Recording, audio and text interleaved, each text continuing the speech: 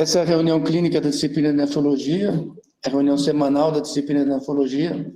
Hoje nós temos uma apresentação do Dr. Washington Luiz Conrado dos Santos, que é professor adjunto de anatomia patológica da Universidade Federal da Bahia. Ele vai falar sobre análise de biópsias renais por inteligência artificial, perspectivas e dificuldades. Nós entendemos essa aplicação é semelhante à discussão que nós temos em algumas circunstâncias, muito semelhante ao que acontece na radiologia, que é uma discussão em cima de imagens que são geradas artificialmente. O professor Washington, ele é coordenador do Programa de Apoio do Desenvolvimento Diagnóstico de Patologia Hepática e Renal da Fiocruz, na Bahia. Ele é graduado na Universidade Federal da Bahia, na mesma universidade que o Lúcio Riquelme é graduado. Fez mestrado e doutorado na Universidade de Londres e pós-doutorado na Fundação Oswaldo Cruz, na Fiocruz, em 1996. Eu tive a oportunidade de conhecer o Washington junto com o professor Marcelo Franco, no grupo do RIM. Tive a oportunidade de acompanhar alguns encontros deles. E eu costumo falar com o Luiz que a patologista é um médico diferente, assim. Ele precisa ter uma vocação. Quando eu olho para um quadro, eu enxergo o quadro, assim, eu falo se é bonito ou se é feio. Eu não consigo caracterizar tão bem o quadro. O patologista, ele enxerga diferente. Ele olha para a lâmina, ou vejo o Luiz, como o Luiz interpreta um quadro, ele interpreta de maneira diferente, ele tem uma visão diferente. Então, ele nasce com uma vocação, com uma habilidade, com um talento que normalmente é difícil de aprender. É um médico que tem um talento especial, que consegue olhar no detalhe assim, uma lâmina que é diferente do que nós fazemos na clínica, onde a abordagem é mais macroscópica. Então, muito obrigado, Washington, muito obrigado mesmo pela sua presença, e está à disposição. Vamos iniciar a sua apresentação, então, muito obrigado.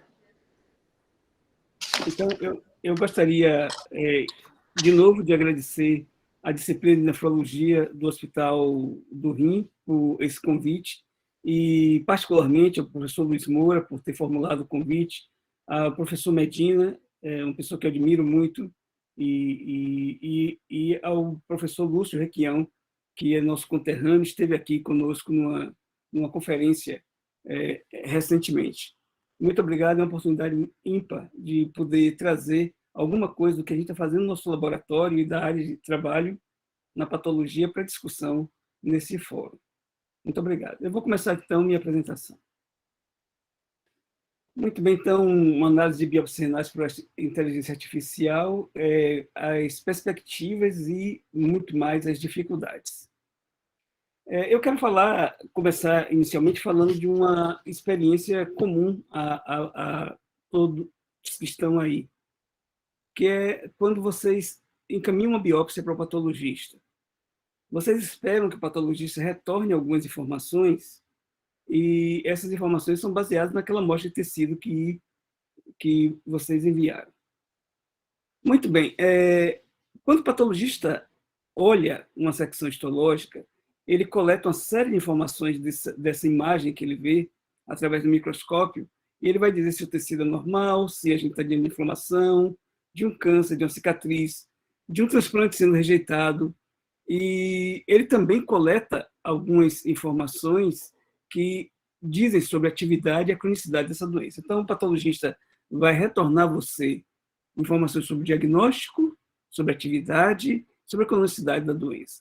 Ele faz isso baseado fundamentalmente nas informações da lâmina e no conhecimento que ele adquiriu, na análise que ele tem sobre aquilo que ele está vendo. Essas informações patologistas, elas hoje estão muito integradas às definições sobre tratamento e prognóstico do paciente, e isso é uma coisa muito boa. Eu vou dar um exemplo para vocês, um exemplo simples que todo mundo conhece, só para a gente ver a força que tem uma imagem na decisão médica. Vocês lembram essa história de uma criança com proteinúria maciça? Essa criança com proteinúria maciça, e você faz uma biópsia depois de ter tentado o tratamento durante algum tempo, e nessa biópsia a gente encontra um rim perfeitamente normal, com alterações muito discretas, e a gente só veria alguma alteração se a gente fosse estudar esse rim à microscopia eletrônica. A gente considera essa imagem como a imagem de uma doença de lesão mínima. E a gente sabe que essa criança, em algum momento, vai responder esse tratamento, a maior parte delas, pelo menos, e vai recuperar-se completamente. Já se você, na biópsia dessa criança, que tem a mesma sintomatologia, você encontra uma área de cicatriz, como a gente está vendo aqui tem uma parte do glômerulo normal e 2 áreas de cicatriz aqui. Isso indica que a criança tem uma doença progressiva.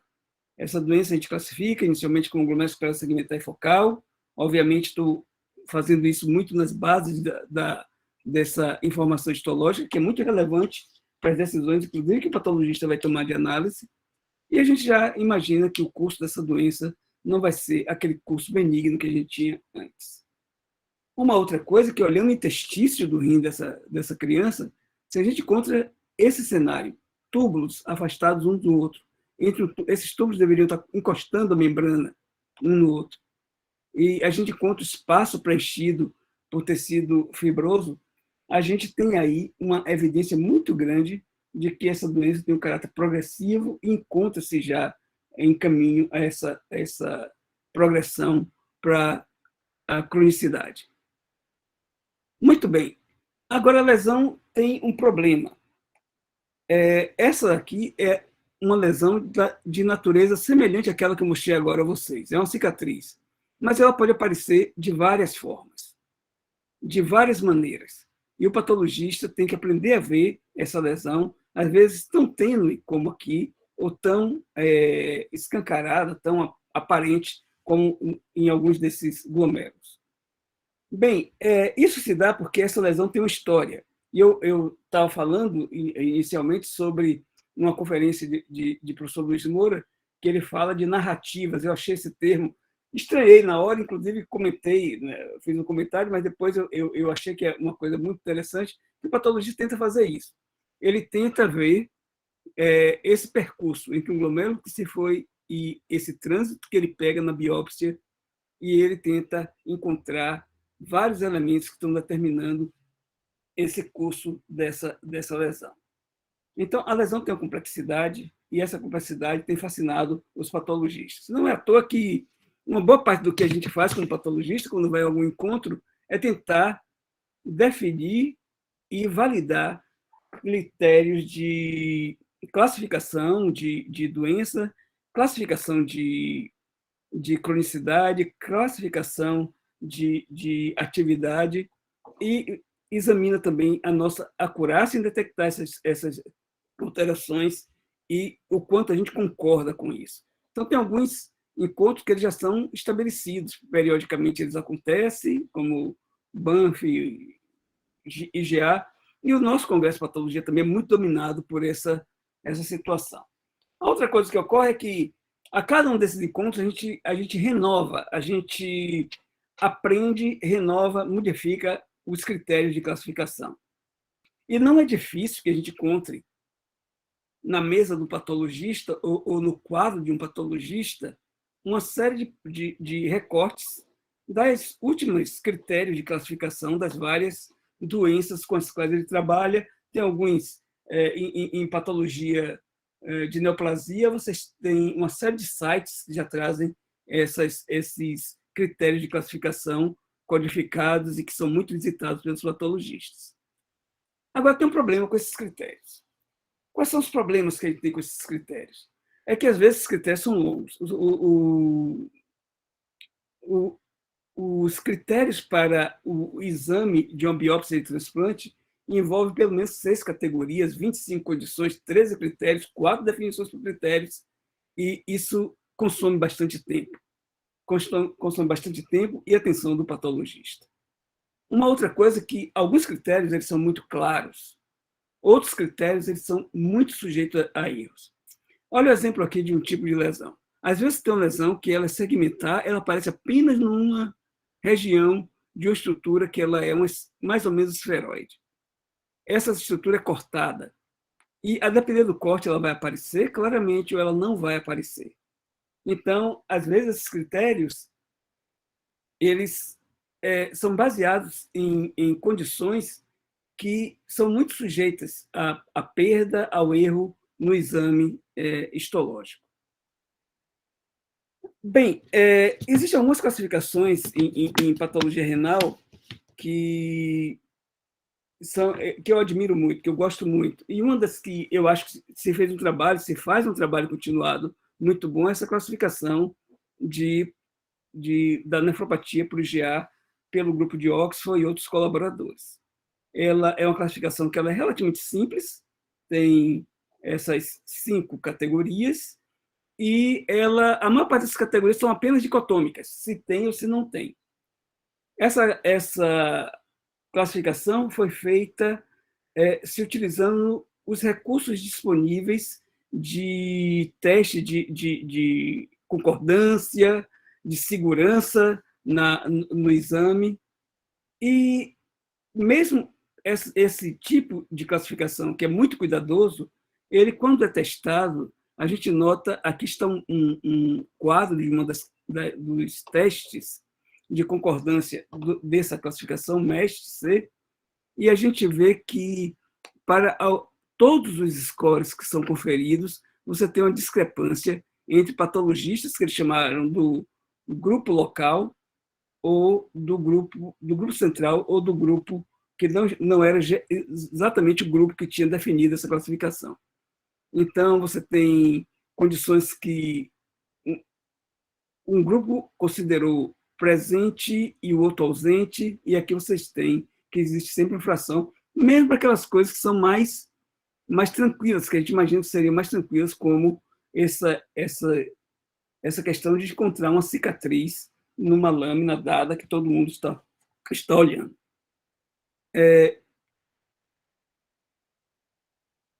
Essa diversidade e essa história embutida nessas lesões, na imagem dessas lesões, fascina o patologista. Eu acho que todo patologista tem mais fotografia de lesão no seu computador do que fotografias da própria família mesmo. Eu tenho algumas fotografias de minha família que eu prezo muito, guardo com todo carinho, replico ela em todo lugar que eu vou, mas no meu computador do laboratório, eu hoje tenho mais de 100 mil imagens. E eu acredito que no Hospital do Rim vocês devem ter muito mais do que isso, e isso é muito comum que os patologistas tenham esse fascínio. Com o advento da capacidade de você produzir imagens digitais, os patologistas partiram para a criação desses ambientes de patologia digital que a gente conversou um pouquinho antes de chegar aqui. Eu vou só trazer aqui algumas definições para a gente poder fluir nossa conversa aqui. Então, patologia digital seria esse fluxo de trabalho digital que a gente começou fotografando imagens de lesões, hoje a gente escaneia as lâminas e isso está se tornando rotina nos laboratórios.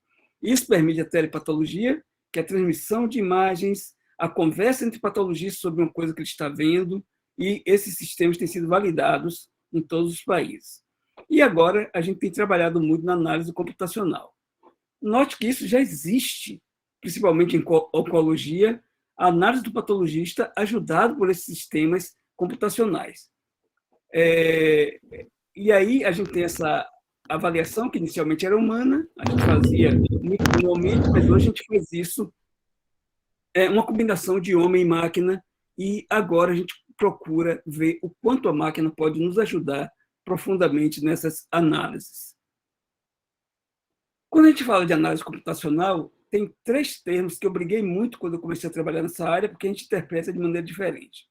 Quando uma pessoa de ciência da computação fala de detecção de uma determinada lesão, ele quer dizer apenas que o objeto que ele está procurando, um glomérulo, uma determinada lesão, ele foi identificado em uma lâmina.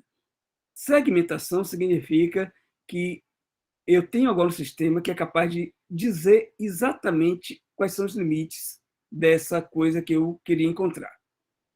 E classificação é você atribuir aquilo que você encontrou a uma categoria. Então, isso é um glomérulo normal, isso é um glomérulo doente. Eu estou fazendo uma classificação. Então, eu tenho que primeiro localizar o objeto, definir onde ele está exatamente e depois atribuir uma categoria a ele. A patologia computacional, ela vem tendo um desenvolvimento muito grande na área de oncologia. Esse é um trabalho, só para mostrar a vocês, assim, muito rapidamente, um trabalho onde esses autores fazem uma classificação de lesões malignas e benignas da mama, partindo de bancos de imagens de categorias diferentes, utilizando o mesmo tipo de coloração, e eles conseguem fazer essa classificação com uma acurácia muito boa. Você vem aqui por essa matriz de confusão, que você tem uma faixa central, onde os números diferentes de zero eles se concentram. Esse é o trabalho. Olha, eu não tinha combinado não, viu, Israel? Eu já tinha colocado isso antes, porque eu achei muito legal o seu trabalho mesmo. Esse é o trabalho do grupo de Israel Tojal, e vocês veem aqui, eles fazem uma análise agora de imagens de secções de neoplasia, e eles conseguem identificar informações que indicam o perfil genético desses pacientes. Não vou avançar mais muito nisso, ele pode falar um pouquinho a vocês na discussão, mas ele faz isso em câncer da mama e em câncer gástrico. Isso é um avanço muito grande, porque agora ele está lidando com um tipo de ajuda do computador, que é uma ajuda bem além daquilo que a gente tinha anteriormente. Até agora eu estava utilizando a máquina para me dizer coisas que eu sabia. Agora, com esse trabalho, eu estou procurando naquelas imagens que eu tenho, coisas que eu não veria, que eu não estava vendo, e que essa imagem pode trazer e iluminar para mim através de uma patologia computacional. Em 2014, porque tinha muita imagem no meu computador, que eu não conseguia mais achar aquilo que eu queria, eu procurei um grupo de ciência da computação, e aí nós decidimos investir num projeto que nós demos o nome de PathSpotter. Nessa época não tinha publicações nessa área. A gente pensou então em fazer o seguinte: fazer um sistema, que esse sistema fosse robusto e flexível, ou seja, eu podia entregar a ele diferentes colorações de lâmina, como a gente tem em patologia renal. Isso nem sempre a gente tem em câncer, mas em patologia renal a gente tem muito disso. A histoquímica é muito vasta. E a gente tem, às vezes, a patologia renal requer cortes muito bem preparados, mas nem sempre se consegue isso de todos os laboratórios. A gente queria um sistema que também pudesse lidar com essas diferenças de processamento entre laboratórios. A gente deu uma olhada nas arquiteturas que tinha na época, eram clássicas, então a gente construía, mas logo isso evoluiu com o surgimento do aprendizado profundo de máquina, onde o computador faz muita coisa por si, se criou alguns sistemas que você pode pegar esses sistemas que foram usados para classificar coisas da rua e usar no seu trabalho. Mas a gente começou a notar que esses sistemas eles não serviam muito bem para o trabalho de patologia histológica. A diferença do tamanho de uma imagem coletada na rua, essas imagens que a gente tem de trânsito, etc., são muito, muito, muito menores do que aquelas que a gente tem de uma lâmina escaneada. Então, a gente pensou em pegar e fazer arquiteturas próprias dessas redes neurais. E uma coisa que a gente decidiu também fazer é para que a gente não fique publicando e dizendo: olha, a gente conseguiu essa coisa aqui, conseguiu esse nível de acerto. A gente pensou em fazer algumas plataformas onde esses nossos resultados pudessem ser testados por qualquer pessoa. Eu vou depois dar o endereço de alguma dessas plataformas e vocês podem usar. Fico muito contente que vocês usem e façam as críticas. Elas estão justamente em fase de teste. Começamos o PathSpotter pensando em 4 situações: o glomérulo normal, que deveria ser diferenciado do glomérulo com hipercelularidade, do glomérulo com esclerose ou de um glomérulo com nefropatia membranosa. Eu não preciso falar a vocês da importância desses tipos de lesão, porque vocês sabem que a hipercelularidade é um marcador tanto de diagnóstico de doença, como também é um marcador de atividade de doenças. Assim como a esclerose, ela pode ser um marcador de doença e pode ser também um marcador de cronicidade de doença renal. Então, faz todo sentido você procurar condições que tenham essa relevância clínica. Afinal, toda pergunta que a gente tenta responder na pesquisa biomédica, ela vem de uma necessidade clínica. E nefropatia membranosa é uma coisa que parece que é a nefropatia que vai se tornando cada vez mais frequente à medida que as populações vão atingindo uma sobrevida maior. Nós começamos o Patspotter com um acervo um banco de imagens da Fiocruz, e esse é um banco de imagens que foi iniciado em 1997. Ele passou por 5 diferentes sistemas de captura de imagens, agora a gente tem escaneador muito bom de lâminas, mas durante a pandemia, vocês viram no momento dessa imagem, imagens coletadas com o celular, e a gente quer realmente construir sistemas que sejam capazes de lidar com imagens coletadas no celular, para vários tipos, vários níveis diferentes de ajuda ao patologista. Então, a maior parte deles são genes nativos mesmo. Eu estou deixando os genes de transplante para Henrique. As características dessas imagens iniciais tinham foco na lesão, as colações de rotina para biópsia renal, mas imunofluorescência e microscopia eletrotransmissão. Muitas das imagens estão no formato JPEG e tem vários aumentos. E agora nós temos lâminas escaneadas com os formatos mais usuais. Existe uma publicação sobre as características desses pacientes, e são características que a gente encontra muito comumente: uma mediana de idade de 27 anos, a maior parte, uma fração muito equilibrada de homens e mulheres, e as principais síndrome nefrótica predominando, muito paciente com lúpus eritematoso sistêmico, como as biópsias que a gente encontra nas rotinas dos principais serviços.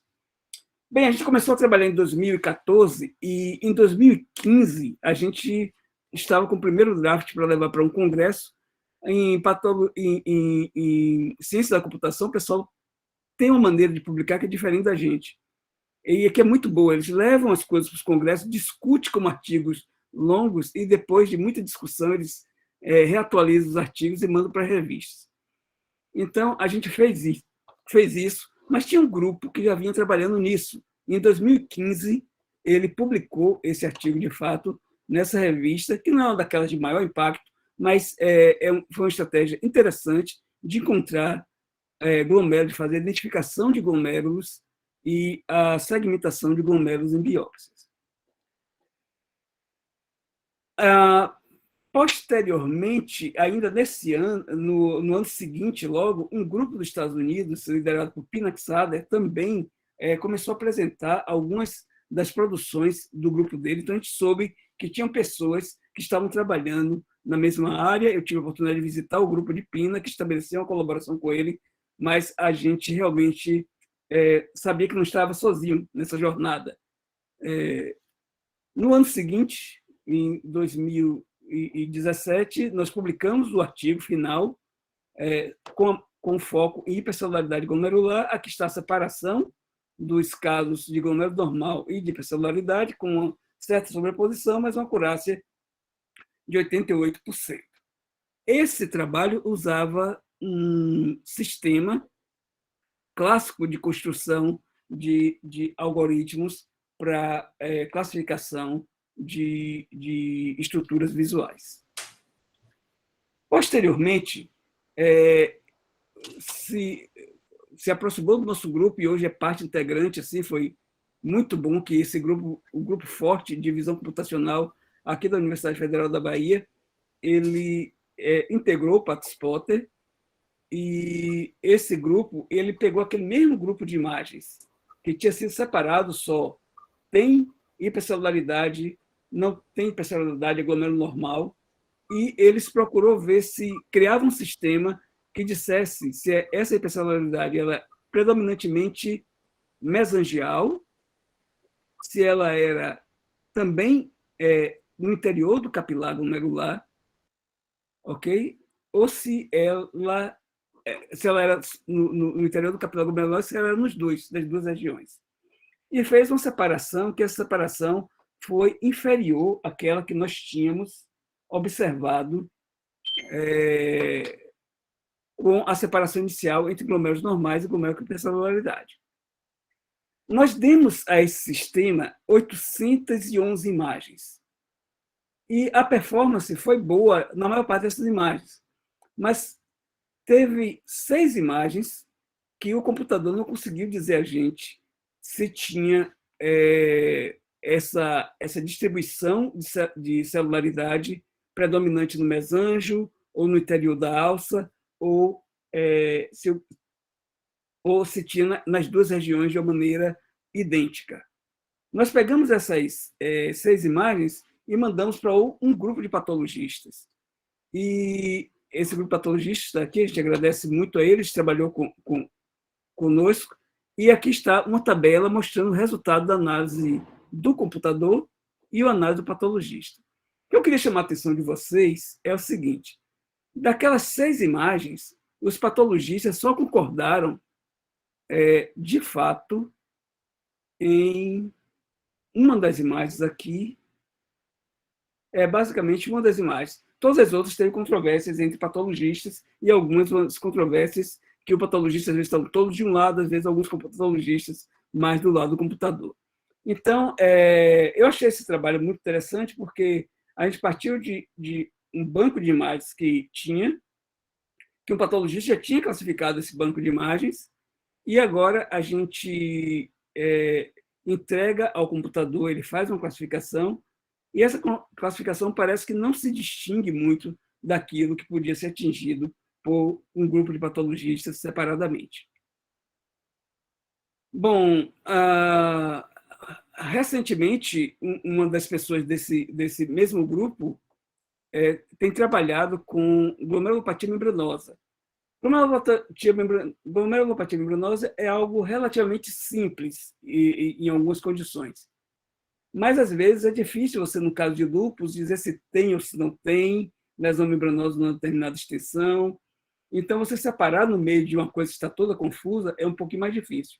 E aí, Paulo Chagas, junto com o grupo de Luciano, pegou algumas redes que existem, testou a melhor rede e depois colocou alguma coisa de avaliação da incerteza de estimativa, de classificação dessas imagens, e a gente teve um resultado bem interessante. Você vê que tem uma concentração muito grande na predição do que era glomérulo normal, do que era realmente membranosa, ou outras lesões que não tinham nem glomérulo normal, nem membranosa. E teve algumas coisas que realmente você tem um nível de certeza que a gente está trabalhando agora, mas o fato de você colocar esse elemento de estimativa de incerteza numa avaliação computacional é uma coisa muito importante quando a gente quer trabalhar com diagnóstico no futuro.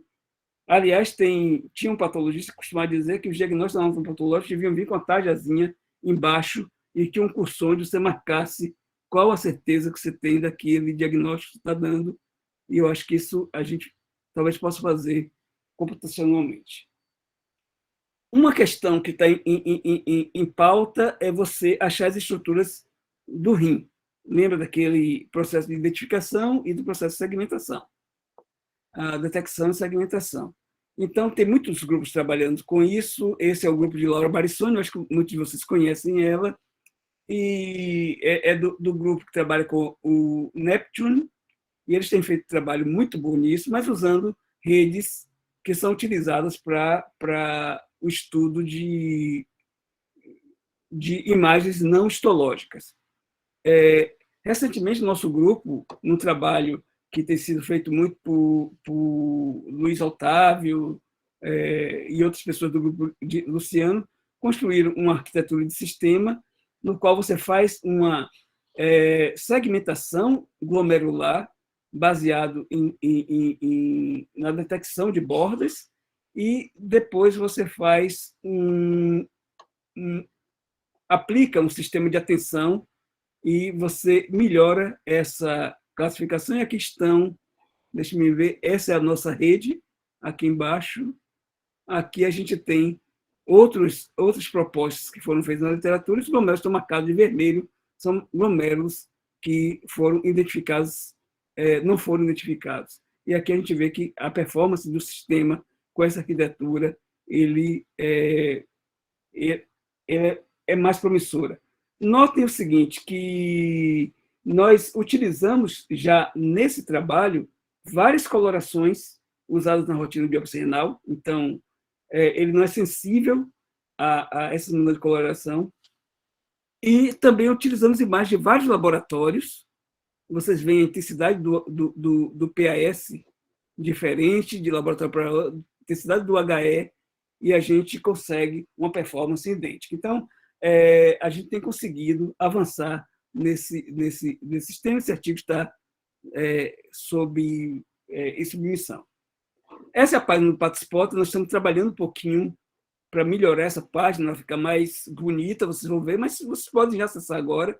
Tem as publicações do grupo, que vocês podem ver lá, e tem algumas dessas plataformas. Lembram que eu falei a vocês que nós construímos algumas plataformas para testes desses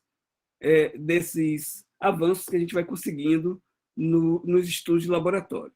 Então, nós temos um classificador de imagens, um rotulador de imagens que é colaborativo. Isso aqui é muito feito baseado no Cytomine, que é uma plataforma pública. Essa plataforma é toda nossa.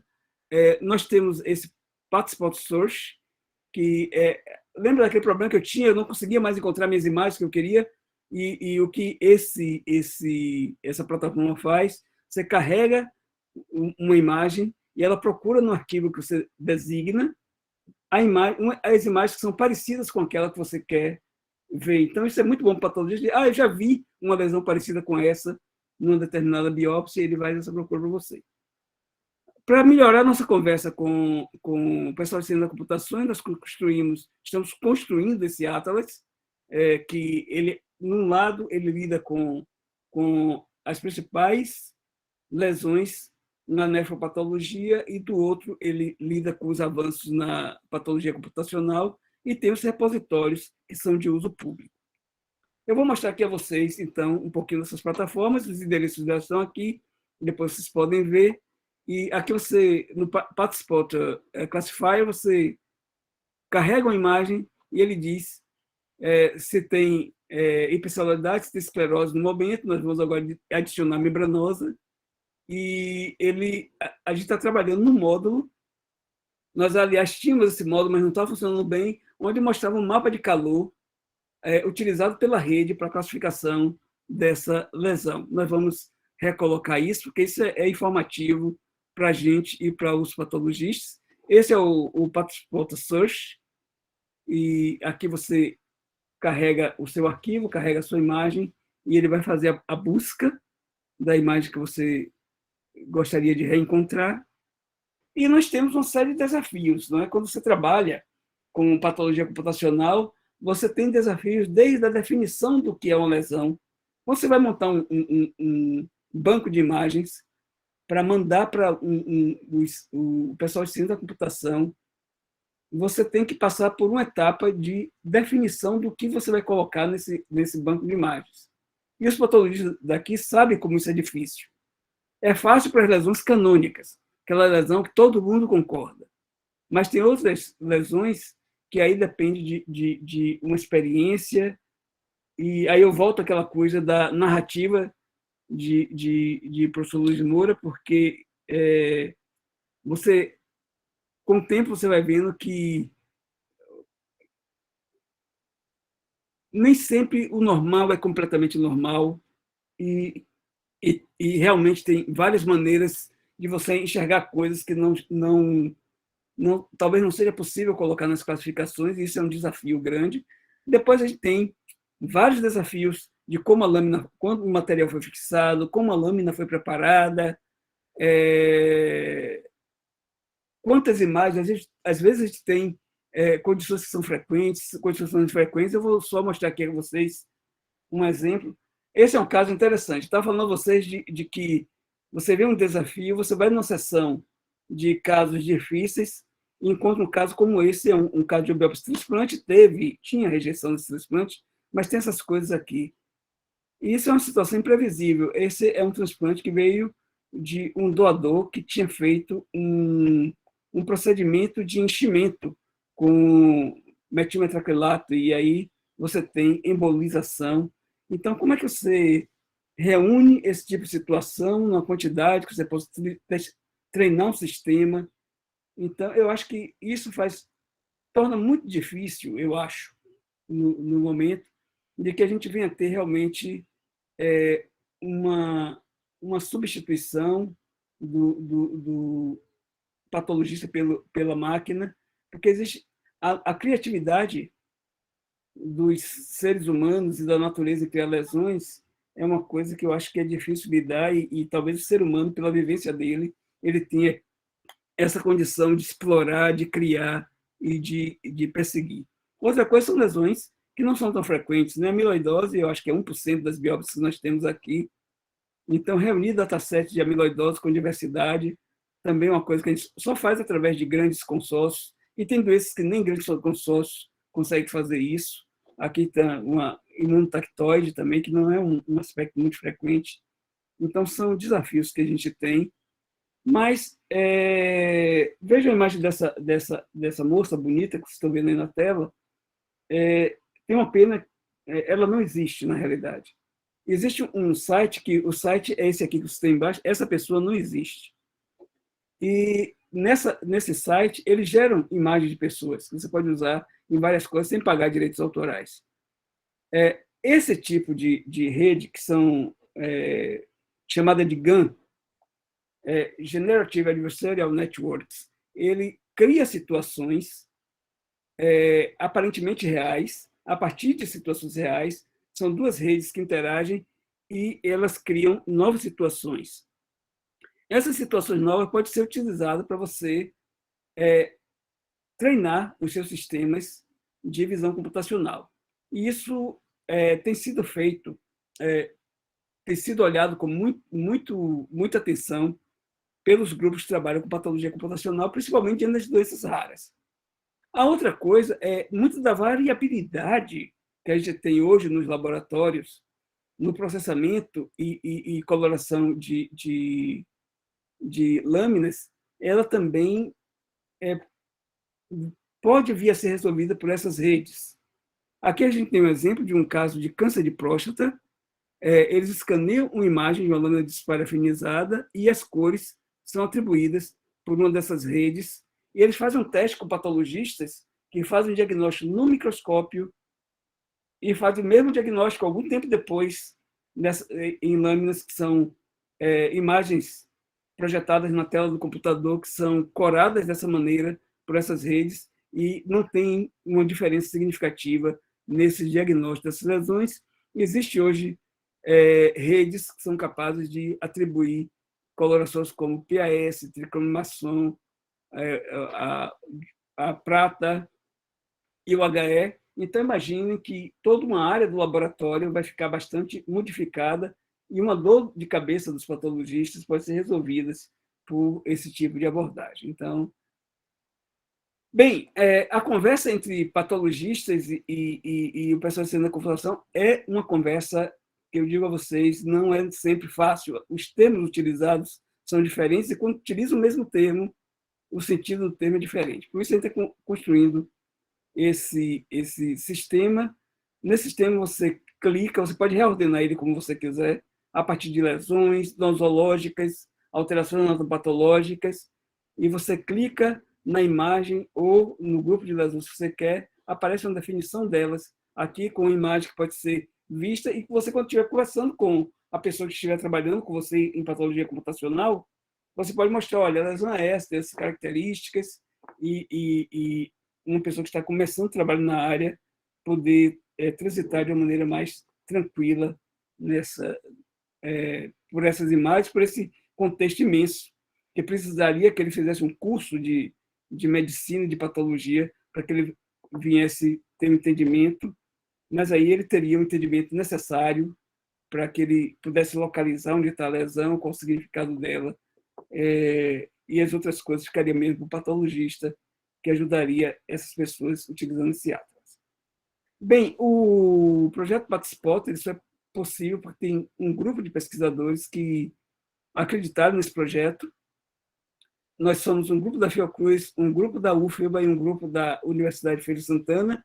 O grupo de Feira de Santana é liderado por Ângelo Duarte, o da UFBA, por Luciano Oliveira, e nós temos essa rede de colaboração bastante grande e crescente, não está nem todo mundo aí ainda, porque essa rede tem crescido, tem pessoal da Universidade de Brasília, Instituto de Tecnologia de Goiânia, vários patologistas que contribuem com análise e a validação de sistemas. Tem um grupo do Piauí, Fortaleza, e agora uma colaboração também com o grupo de Pinaxader na Universidade de Nova York, em Buffalo.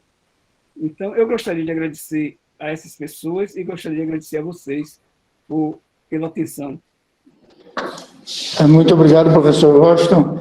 Eu queria aproveitar e passar um comentário para o Israel, se ele estiver ainda presente. Não. Acho que né, o que o professor Washington comentou aí é bem interessante, ele é complementar, inclusive, né, ao que eu estou fazendo, porque eu percebi que muitas das aplicações, né, que o Dr. Washington está fazendo, envolve no contexto de reconhecimento das estruturas, não é isso, Washington? Então assim, no meu caso aqui, isso é bem interessante, porque o que nós estamos fazendo aqui é algo complementar. Então, até ele mostrou um artigo que nós recentemente publicamos, e a ideia é o quê? A gente está querendo detectar biomarcadores moleculares. Né? Então, eu não sei como é que é no campo, né, da nefrologia, né, nessa parte de rim, do interesse de vocês detectar biomarcadores com alguma relevância, enfim, alguma relevância terapêutica. Mas em câncer, a gente tem muito isso, né? A gente quer verificar o quê? Quais são aquelas alterações moleculares com relevância terapêutica e que a gente seja capaz de detectar essas alterações sem uma avaliação imunohistoquímica ou sem uma avaliação de um teste molecular. Porque a nossa hipótese é o quê? Que alterações que acontecem no nível molecular refletem na histologia, né, por meio de características que aos olhos do patologista são ocultas, né? O patologista não consegue pegar essas diferenças. Então, assim, é interessante, né, o que o professor Washington trouxe, porque são coisas, eu vejo aplicações, né, complementares. Então, uma coisa é a gente verificar essas alterações estruturais, né, que talvez são custosas ou são complexas, e a gente, né, o nosso lado aqui, no caso, em câncer, a gente verificar características que refletem alterações moleculares, que, de certa forma, podem estar associadas, né, Washington, a essas estruturas que você está vendo. Então, achei bem interessante o trabalho, parabenizá-lo, né, por esse esforço. Eu vejo que realmente é um esforço, né, há um certo tempo que você tem uma rede. Isso é muito importante, né, que esse trabalho é feito a várias mãos, né, várias cabeças. Então, e existe, né, uma equipe multidisciplinar, né? Então, eu sou da área da computação, né? Então, existe uma certa dificuldade a gente entender, né, abstrair, né, essa convergência toda da patologia, da medicina com a computação é uma coisa muito interessante, é o futuro. O Luiz Moura.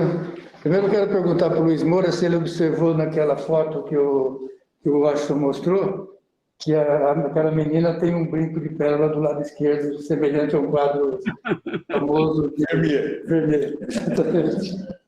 O Washington, é sempre muito interessante ouvir você e ver, ou pelo menos ter a percepção de como você pensa a respeito dessas coisas. Obviamente que eu sou muito voltado para essa história como você disse, das tais narrativas. Eu gosto de dizer que é transcender a imagem. E é um pouco o que o Israel disse. Transcender a imagem é descobrir nesta imagem uma sequência de eventos que não está, pelo menos aos nossos olhos tradicionais, ao nosso espírito de visão, assim, aparentes. E você, de uma certa forma, cria esta narrativa, de uma certa maneira, imaginando o processo, ou fazendo um exercício da história do Benjamin Button, partindo de um glomérulo totalmente alterado e fazendo ele regredir no tempo até se tornar um glomérulo normal, isso de uma forma, obviamente, pensando a respeito do mecanismo fisiopatológico. Eu só queria deixar a questão para o Washington será que a escolha da morfologia ou da lesão é realmente o melhor método? Porque nós sabemos que a lesão é uma resposta à agressão. O que nós temos no parênquima renal, por exemplo, é uma resposta àquilo que foi agredido e que, de alguma maneira, o organismo organiza este processo. Será que esse é o jeito certo de ver as coisas? Será que isto é... Porque é onde se baseia a maior parte das classificações, identificar lesões e colocar dentro de um quadrado, de uma área razoavelmente delimitada. Eu costumo dizer que a humanidade cria símbolos e regras. Será que nós não teríamos que repensar esse tipo de processo? Ao invés de classificar, ou ao invés de procurar fazer com que a máquina identifique imagens, ou seja, respostas à agressão, conseguir dela algo que tangeria um pouco esse trabalho do Israel, de descobrir o que é que está por trás de uma modificação estrutural muito menor do que o microscópio pode alcançar. Por outro lado, a gente já tem casos em Israel, na anatomia patológica e em patologia renal, em que o microscópio ficou míope. Por exemplo, nas podocitopatias. Hoje não interessa simplesmente ver uma alteração degenerativa podocitária.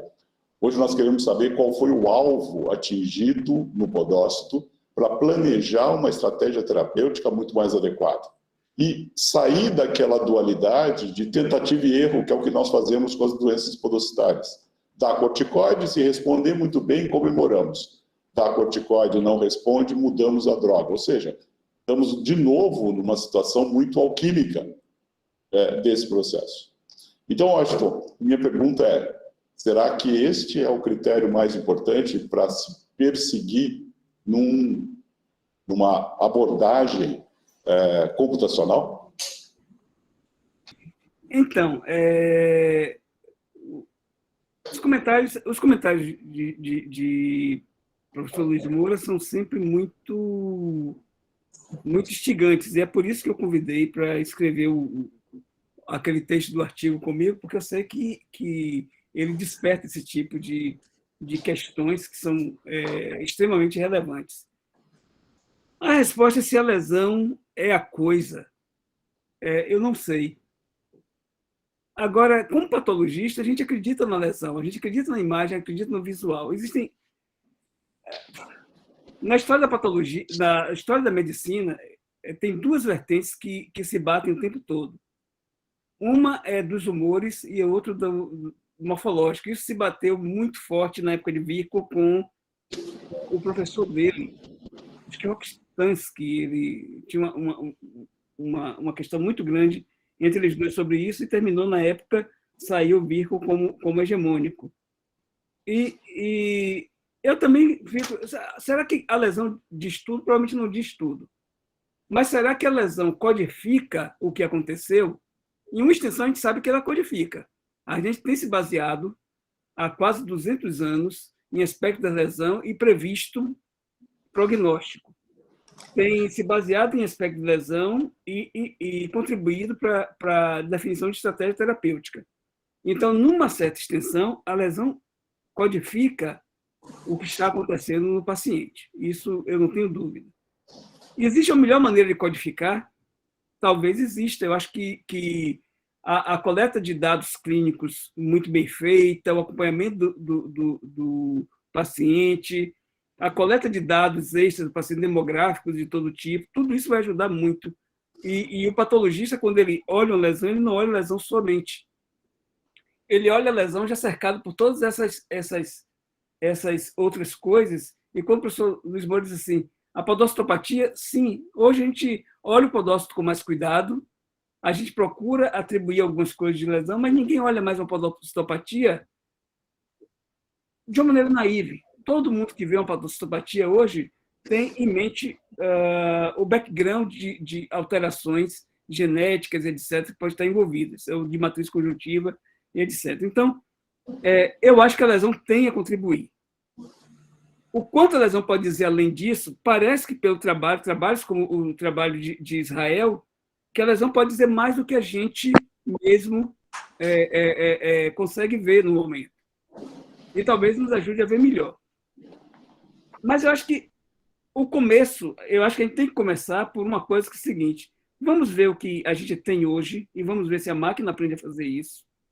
E a expectativa é que, se depois você treina a máquina com resultados, com o futuro, com o que aconteceu com aquele paciente, com como ele respondeu, com o que ele tinha de base genética, aí a gente vai ter um diagnóstico feito pela máquina que seguramente não vai ser baseado apenas naquilo que a gente viu. O quanto isso vai dizer tudo sobre a lesão, particularmente do ponto de vista filosófico, eu acho que isso não é possível. Isso é uma discussão filosófica extremamente profunda. É aquela discussão de se, quando você diz que o paciente tem essa doença, você está lidando com a doença ou com o modelo que você tem de uma doença. E é uma coisa mais complicada. Professor Israel Tojal. Eu acho que essa ideia, né, de que é interessante, né, porque eu estou com um especialista, né, patologista, e realmente a visão, né, a perspectiva, ela é diferente, né? Então, eu acredito, né, muito nesse interesse, nessa investida que está sendo feito, né, pela comunidade, de que alterações moleculares, elas podem sim ser capturadas, né, pela histologia. Então, eu acho que isso vai ser uma nova frente. Acho que tem até se não me engano, o FDA, né, lá nos Estados Unidos, eles já estão, viu, Watson, aprovando, né, esse tipo de aplicação, né? Então, eu acho que esse é o futuro, né? Então, já está tendo uma onda lá fora da patologia digital, né, além dessa classificação da histologia, mas também da classificação baseada nas alterações moleculares. Então, isso eu acho que não vai ter volta, né? Vai ser a tendência, vai ser a próxima onda, e a gente tem que estar preparado, tá? Então, não apenas em câncer, mas também em outras doenças. Então, aqui eu deixo, né, uma provocação, né, para o grupo, para as pessoas que estão ouvindo, então, que invistam nisso, ou seja, sejam capazes... estuda essa parte de patologia, de inteligência artificial, porque vai ser uma nova onda. Isso é um fato. O professor Chakra é professor de endocrinologia aqui da Escola Paulista de Medicina. Professor. Obrigado mais uma vez aí pelo convite em participar da reunião. Informar que eu sou professor aposentado na Unifesp. E Washington, eu gostei muito da sua aula. E o que me faz te indagar é o seguinte: qual o papel do clínico com a inteligência artificial em anatomia patológica? Nós tínhamos, no passado, reuniões na Unifesp com o professor Silvio Carvalhal de correlação anátomo-clínica. E aprendi que a doença anátomo-patológica pode existir sem a presença ainda da doença clínica.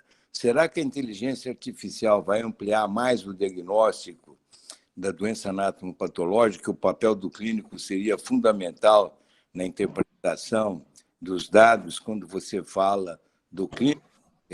Qual seria o papel do clínico nesse contexto de inteligência artificial, incluindo também biologia molecular? É claro que as coisas estão mudando tremendamente. Em outro comentário, Arthur, que está presente, você é da Bahia, e nós não tínhamos, no passado, essa solidão que tem pelo Brasil, de pesquisadores e outros estados. O grande centro, o grande eixo era Rio-São Paulo, e a gente fica muito satisfeito assim, de saber como ampliou pelo Brasil afora a ciência. São só esses comentários. E, Medina... Muito bom ouvir um clínico interessado por essas questões. E eu acho que o desenvolvimento em medicina computacional é do interesse do clínico. Eu acho que nenhum clínico pode deixar de ter um olho sobre isso.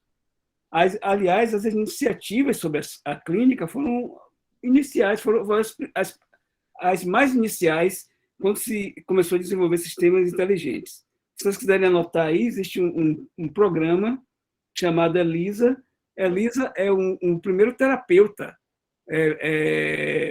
para psiquiátrico que foi gerado na década de 70, 80, e que atendia as pessoas. E até hoje você pode conversar com a Elisa se você tiver um problema. Tem que conversar em inglês, obviamente, mas você entra no site lá e você conversa sobre os problemas que você teve no dia a dia. Essa é uma área muito importante porque a quantidade de dados que tem sido gerados do ponto de vista clínico, demográfico, genético, epigenético, proteômico, e que tem importância para o paciente, é muito vasto. E o médico tem que se valer disso, o médico geral, o médico como o clínico, o patologista, todo mundo, para que a gente possa prestar um atendimento melhor aos pacientes.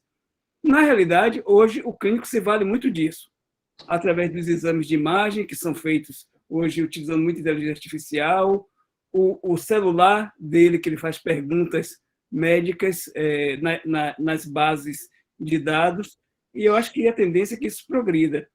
Eu não sei como anda o projeto Otis, não sei se Israel tem alguma informação, mas era um projeto que pretendia ajudar o médico com análises bastante profundas nessa área. Eu acho que todo mundo perdeu aquela coisa que tinha antigamente da medicina sem médico. Eu acho que ninguém tem mais um pensamento naíve daquele jeito, mas eu acho que é um recurso que a gente não pode abrir mão para ajudar os nossos pacientes. Detectar doença onde não existe doença ainda é complicado, né? A gente também já caminhou nisso, né? Quem se interessou por câncer de próstata, por lesões muito limitadas da tireoide, já sabe que o risco de você hiperdiagnosticar também existe. Então, a análise, utilizando os recursos de patologia de medicina computacional, são necessários para a gente saber sobre qual paciente que tem uma lesão, mas que não tem doença, a gente deveria interferir ou deixar ele correr a vida dele com melhor qualidade, sem intervenção. Bom, antes de agradecer ao Dr. Washington e ao Israel, eu queria anunciar o assunto da próxima reunião, que é o Dr. Hélio Tedesco, que é pesquisador, médico, tem múltiplas habilidades aqui no Hospital do Rim. Ele vai falar sobre o descompasso da ciência do transplante na próxima semana. E eu queria agradecer imensamente. Primeiro, vou começar pelo Israel, para depois passar para o Washington.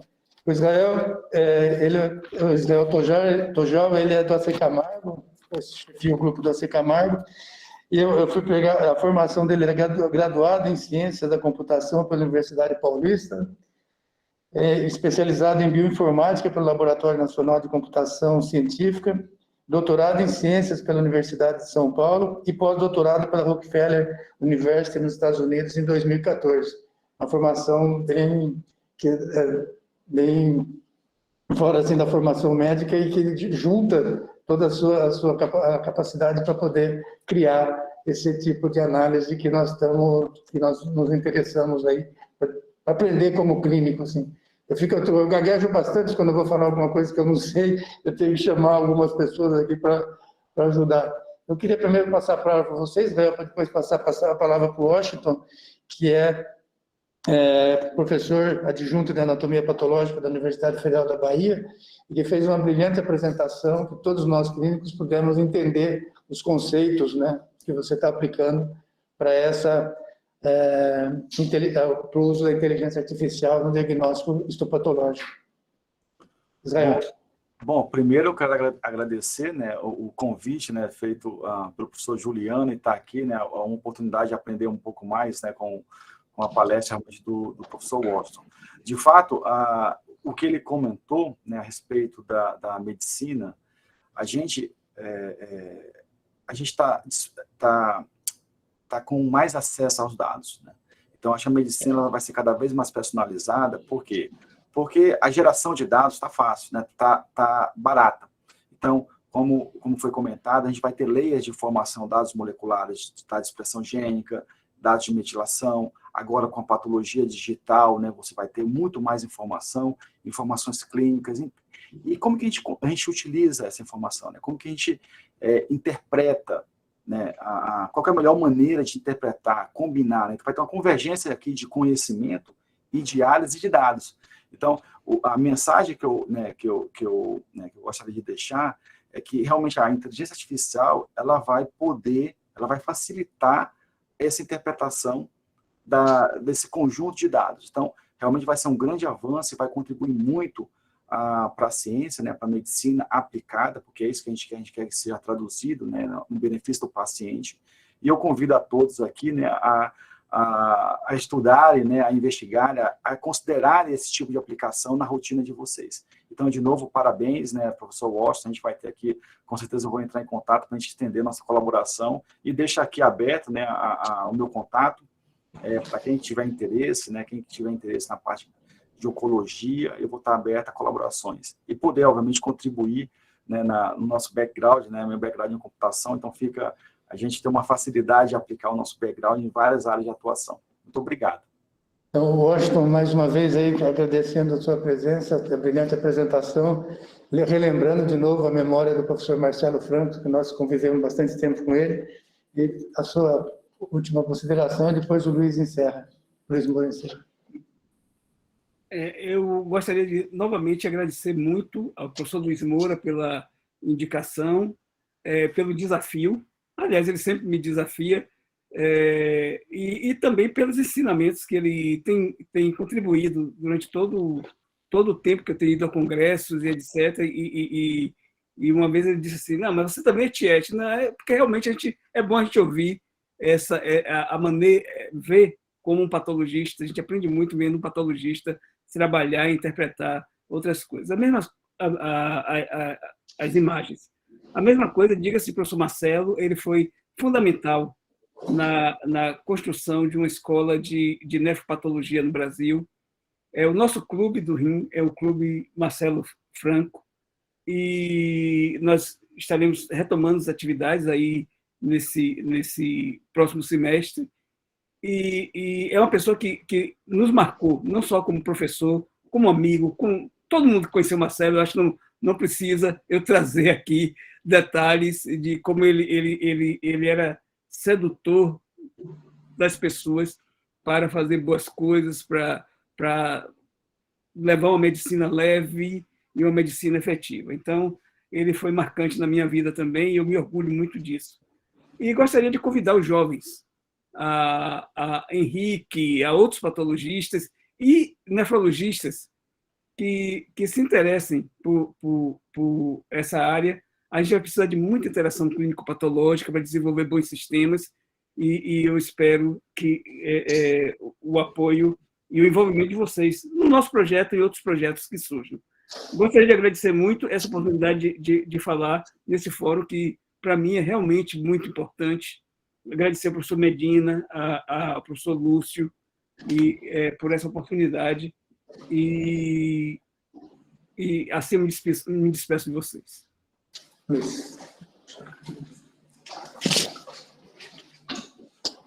Obrigado, Washington. Foi, mais uma vez, reitero, um prazer enorme tê-lo conosco aqui, apesar de ser virtual. Gostaria de estar presente e de dar um abraço por conta disso.